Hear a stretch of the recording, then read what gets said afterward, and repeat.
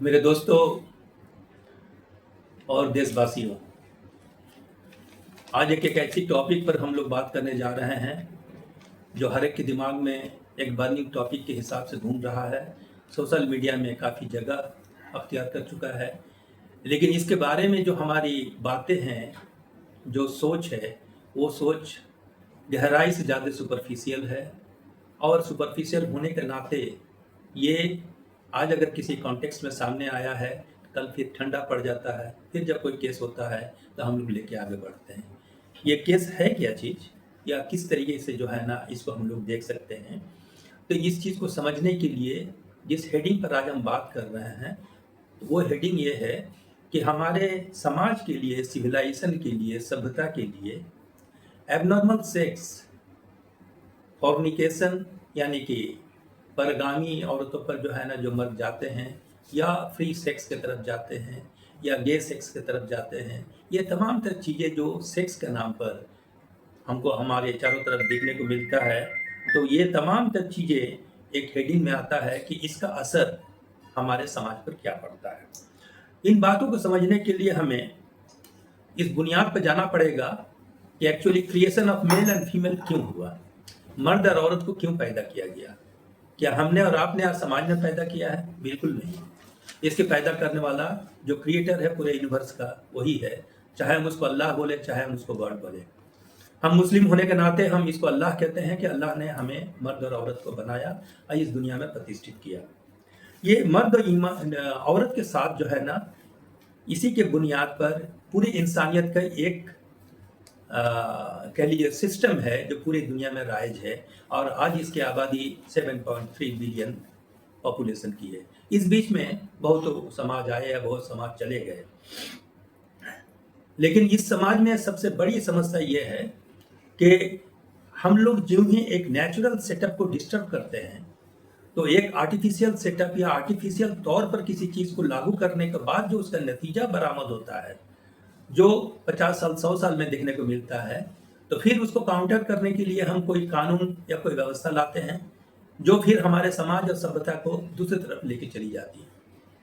तो हमें इस बात को सोचना पड़ेगा कि जो नेचुरल प्रोसेस है वो क्या है, और उस नेचुरल प्रोसेस को रिस्टोर करके हम डेवलपमेंट की बात कैसे कर सकते हैं, ताकि विकास की बात या सिविलाइजेशन की बात या सभ्यता की बात जो हम लोग करते हैं उसका ठोस आधार क्या हो। आमतौर पर किसी चीज को, किसी इशू को किसी इशू से या बुनियादी इशू से काट कर देखा जाता है, आइसोलेटेड वे में देखा जाता है, अलग से हटा कर देखा जाता है। इसलिए हम लोग एक चीज को से निकलने के लिए जैसे ही हम स्टेप लेते हैं तो दूसरे मसले में गिरफ्तार हो जाते हैं। फिर जब गिरफ्तार होते हैं, उसका सॉल्यूशन नहीं मिलता है, तो सबसे आसान तरीका इंसानों के साथ क्या होता है कि हम ब्लेम गेम की तरफ चले आते हैं। हम एक दूसरे पर शिकायत करना शुरू कर देते हैं, ब्लेमिंग करना शुरू कर देते हैं। और आज ये बहुत आसान है कि हम पॉलिटिकल पार्टी पर ब्लेमिंग करते हैं।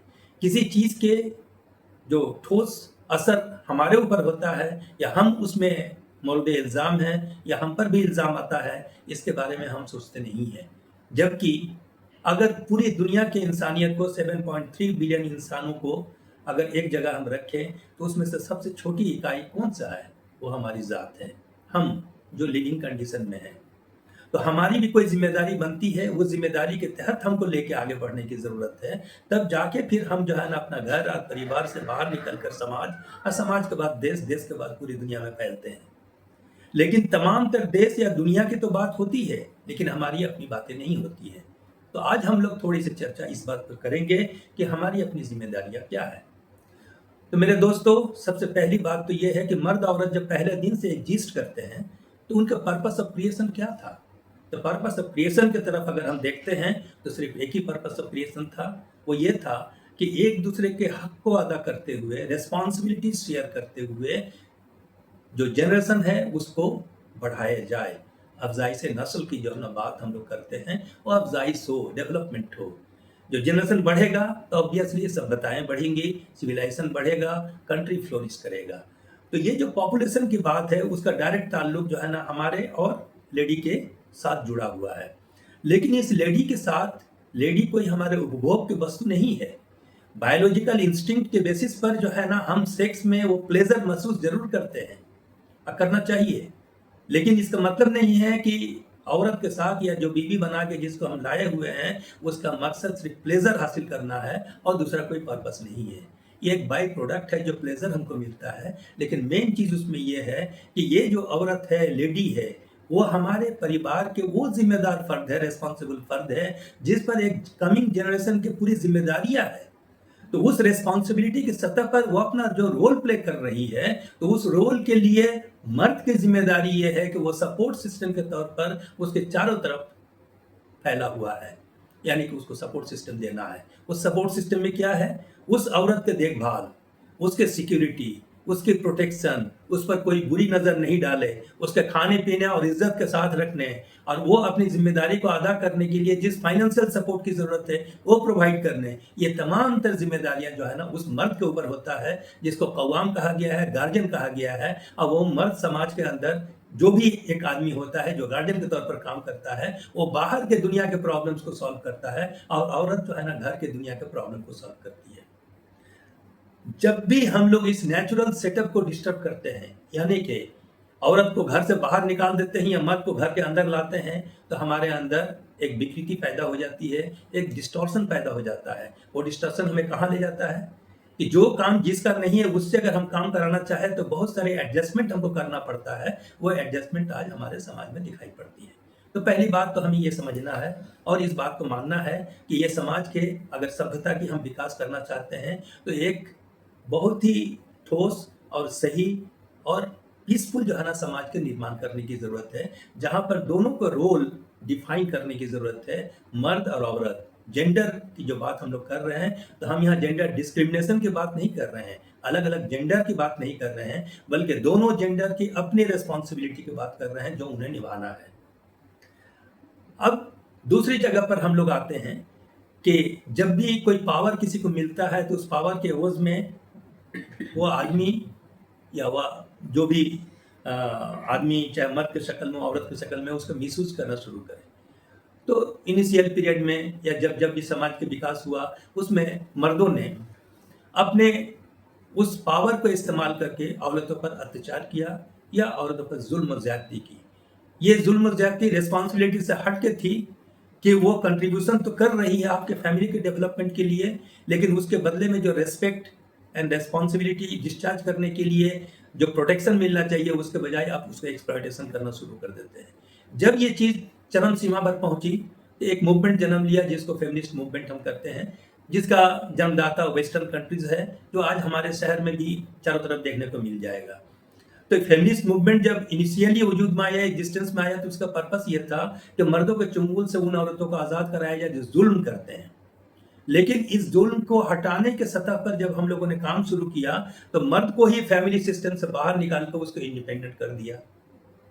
सुनने में बहुत ही अच्छा लगता है, बहुत ही खूबसूरत लगता है कि एक औरत अपने पैर पर इंडिपेंडेंट तरीके से खड़ा हो गई। तो जाहिर सी बात है कि मर्द के जुल्म से वो बाहर निकल गई। मर्द उस पर एट्रोसिटीज नहीं कर सकते हैं, यकीनन नहीं कर सकते हैं।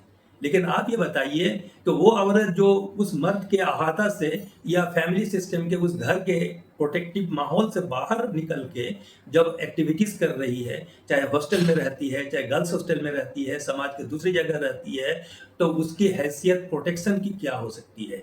कौन उसको प्रोटेक्शन देगा? तो उस प्रोटेक्शन के नाम पर हम लोगों ने डिफरेंट सिस्टम को राइज किया और उसको अल्टीमेटली हम गवर्नमेंट पे डाल देते हैं कि उसका प्रोटेक्शन गवर्नमेंट की है। लेकिन हम लोग ये नहीं सोचते हैं कि जिस औरत को जहां से नहीं निकालना था वहां से हमने निकाल दिया, इसके वजह से जो प्रॉब्लम खड़ा हुआ, तो हमको जड़ को दुरुस्त करने की जरूरत है। पहली बात तो ये है। दूसरी बात यह है कि उस औरत को जो इज्जत के मकाम पर प्लेस करने की बात है, उसके लिए हमारे घर की जो निज़ाम होनी चाहिए, सिस्टम होनी चाहिए, वो एक सिस्टम के तहत चलना चाहिए। और वो सिस्टम में क्या है कि हर एक इंसान जो घर के अंदर बसता है, चाहे हमारा बाप हो, चाहे हमारे भाई हो, चाहे हमारा बेटा हो, बेटी हो, बीवी हो, सब लोगों के सामने एक मकसद वाज़ेह होनी चाहिए कि हम लोगों को अपने रिसोर्सेज को पूरी तरीके से यूज़ करके अपने आप को एक अच्छे लेवल के नागरिक बनाना है, एक अच्छा इंसान बनाना है। और अगर धार्मिक रूप से देखें तो आखिरत में हमको कामयाबी हासिल करना है। तो आखिरत में कामयाबी तभी हो सकती है जब अल्लाह ने जो उसके लिए कानून दिया, उस कानून की व्यवस्था के तौर पर वो अपने आप को उसको मान के चलती है, तभी ये हो सकता है। या कोई भी आदमी, मर्द हो या औरत, सबको चलने की ज़रूरत है।